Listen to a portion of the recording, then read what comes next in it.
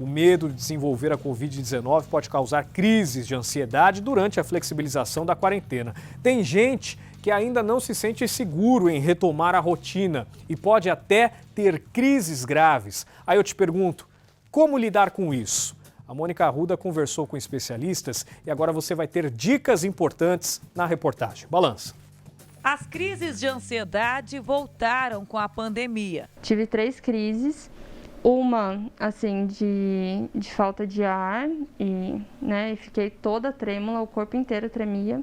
Eu não conseguia chamar o Uber para ir pro hospital. Meu marido já estava dormindo com a minha filha e eu passando mal. Mas eu fui para o hospital e quando eu cheguei no hospital, me bateu a ansiedade de estar exposta ao vírus num local onde tem tantas pessoas contaminadas, né? Como Daniela já teve o problema em outra fase da vida, desta vez soube identificar os sintomas. Ter crise de choro, de ficar toda trêmula, o maxilar, né? Assim, eu fechava com muita força, de nervoso. A ansiedade pode ser desencadeada por mudanças na rotina que provocam excesso de preocupação e estresse. Algumas alterações no ambiente que pode mexer com a nossa organização de pensamento, né? E a partir disso se manifestam alguns sintomas. Então, no momento que a pessoa tiver, no momento de ansiedade, quanto mais ela conseguir acalmar o pensamento dela, conseguir formar, controlar a formação de pensamento dela, menos sintomas ela pode apresentar diante de uma crise. A pandemia mexeu com a saúde mental da população. Entre os problemas mais frequentes está a ansiedade, que, segundo o especialista, anda de mãos dadas com a depressão. Quando se trata da formação de pensamento, quando a pessoa produz muitos pensamentos negativos, por exemplo, isso acaba desgastando o organismo porque ele fica tentando se adaptar a uma situação que de repente não é real.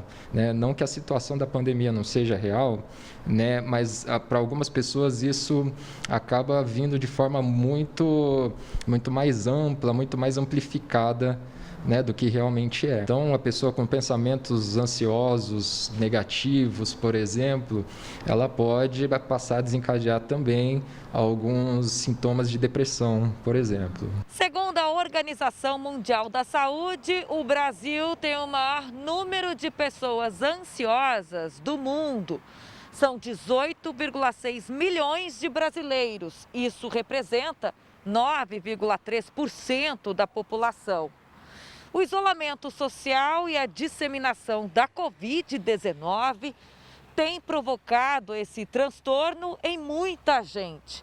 E até mesmo com a flexibilização da quarentena, os sintomas podem ser evidenciados. Quando a pessoa não quer nem ir no médico quando está precisando, nem fazer uma compra ou até mesmo ir numa farmácia, pode ser que essa síndrome está começando a aparecer. Aparece também quando as pessoas já estão chamadas para voltar para os seus trabalhos e só em pensar que está na hora de retornar, já começa a ter batimentos cardíacos mais fortes, não pegar mais no sono, toda aquela enxurrada de cortisol na corrente sanguínea. A especialista em gerenciamento de emoções explica que o medo precisa ser vencido por etapas, de forma gradual. Tente dar passos de bebê.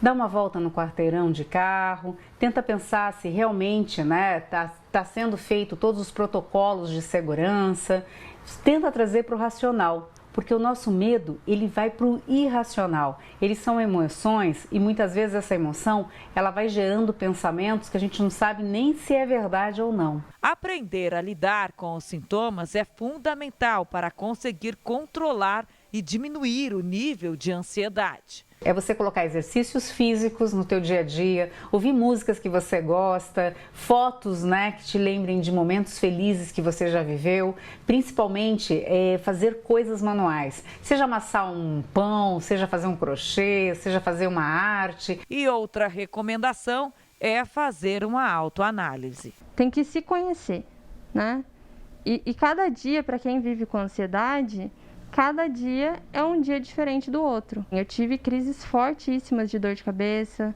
estou fazendo exames, estou passando no médico. A gente tem que se preocupar com a saúde, fazer um check-up, aproveitar que nós estamos com mais tempo, e se preocupar mesmo, porque amanhã a gente não tem como prever. Então, ficar ansioso com o que ainda vai acontecer não leva a nada.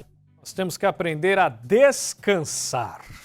Essa é a palavra. Independente da fé que você tenha, descanse. Porque você não sabe o que vai acontecer no minuto seguinte, amanhã. E se a gente ficar raciocinando, é lógico, a gente tem que planejar a vida, traçar estratégias, mas entregar nas mãos de Deus ou naquilo que você acredita e esperar acontecer.